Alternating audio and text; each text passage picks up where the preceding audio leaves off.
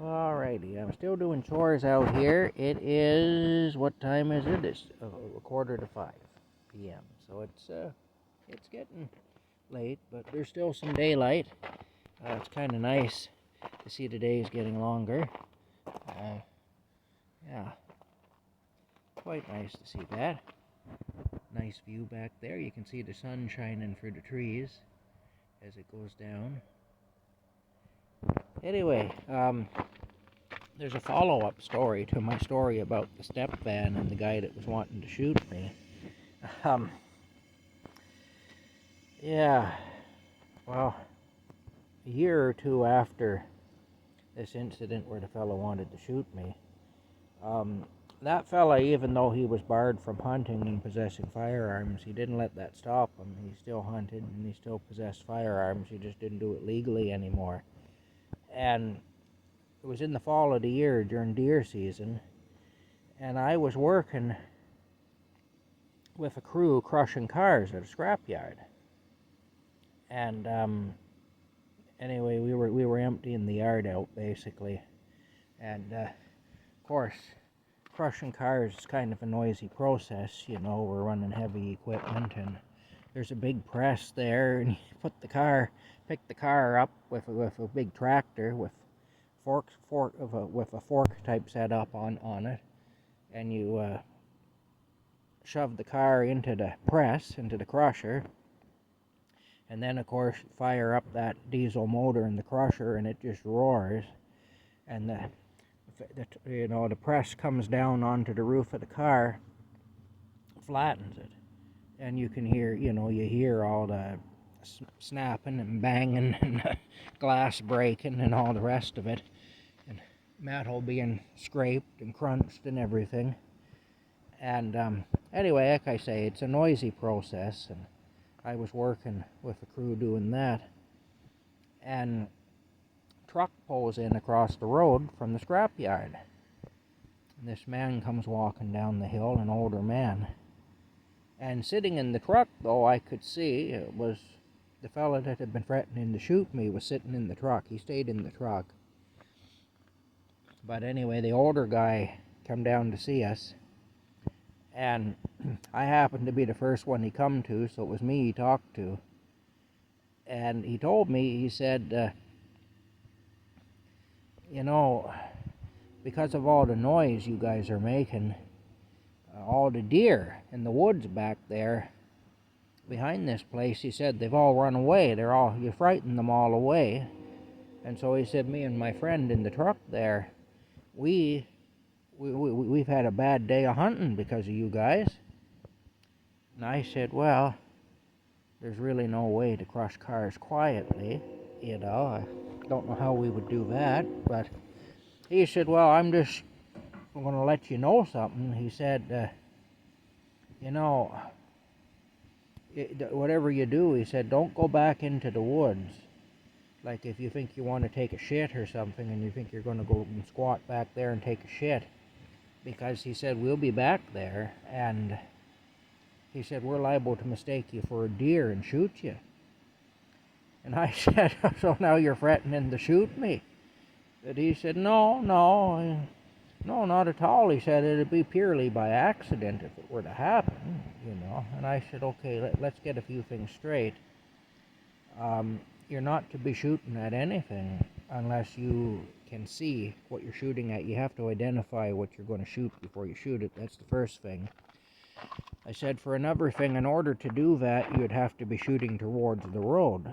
I said, you're not allowed to shoot towards the road. That's another thing. I said, you're not allowed to fire that close to a road and shoot towards a road. I said, there's a house across the road too, so I said there'd be a danger that you may end up hitting the house, maybe end up hitting somebody in the house. I said, you're not to be firing your weapons in the direction of a dwelling house. I said, that's another issue. So I said, there's a whole bunch of reasons why you better not do that. And I said, on top of that, you just told me that we had scared all the deer off. So I said, what in the hell would you be shooting at but us, So I said, we're the only thing here, according to you. Everything else got scared off with all the noise we're making. So I said, you know, no, I said, one of us gets shot today. I said, the others are going to know who did it. And I said, it's not going to be a good thing for you, you know. So you might want to think twice. And, you know, don't be coming in here threatening people. It's not a good thing. Not a good thing to do. And I said, your friend in the truck there, I said, he's a wingnut. And I said, I happen to know that he's not allowed to hunt anymore or to possess firearms. And he's already threatened to shoot me. So I said, I guess you guys all hang out together, all you wingnuts that like to shoot people. You know, it seems to be a thing. I don't know. I guess you have that in common, eh? Well, he was mad anyway. He went back up to his truck and he left anyway, just drove off mad. Well, the other guys that were in there, of course, they didn't know what was going on, but they could see there was an animated conversation anyway. So they asked me what had gone on, and I told them the story. I said, well, he's saying that if we go back into the woods for any reason, he's going to shoot us because he's going to mistake us for a deer. You know? So that was it anyway, but yeah, that was another story anyway from the area I grew up in. You know, kind of a tough place at times, I'll tell you. I don't know. Anyway, that's just the story that's related to the first story anyway. I guess cuckoo birds of a feather flock together. That's what it is. I don't know. What a crazy situation, though. My goodness. Anyway, obviously I didn't get shot. I'm still here. So, they didn't follow through. But what a crazy situation. Anyway, that's it. That's just another story from from my area where I grew up anyway, where anything could happen. Actually, it's kind of funny. I'll tell you a bonus story here. This isn't my story. This didn't happen to me. But it's related to all this stuff with guns and shooting and hunting and all that. You know, I remember the comedian Red Green one time. He said that in Canada the murder rate isn't nearly as high as the murder rate in the United States. But he said we have a lot of hunting accidents, you know. We have a lot of hunting accidents, he said, is what we have here. And he did like air quotes with his fingers when he said it, you know. But it reminds me of a story.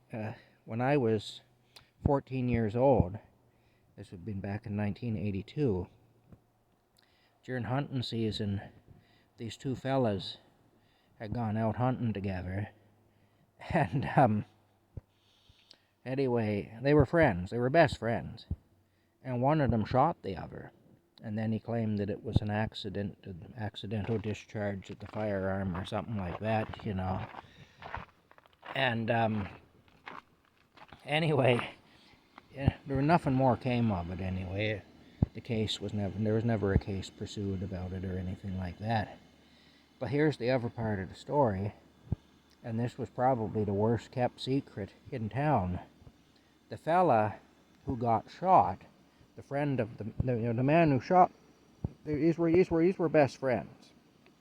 One best friend shot the other best friend. Said it firearm discharged accidentally. But the thing is, the guy who got shot had been having an affair with the first guy's wife. It had been an ongoing thing for a while, and it wasn't a very well kept secret. I think most people were aware of it. So, yeah, that was a hunting accident. I'll just put that in air quotes like Red Green did. Anyway, that was a hunting accident. You know, accidental discharge of the weapon. That's what that was. You know. Anyway, I guess that wasn't the best idea maybe for that guy to be having an affair with the other fella's wife. You know, probably shouldn't have done that, I guess. But anyway, that's it for now. That's just a little side story to the first story. And I guess we'll talk to y'all later.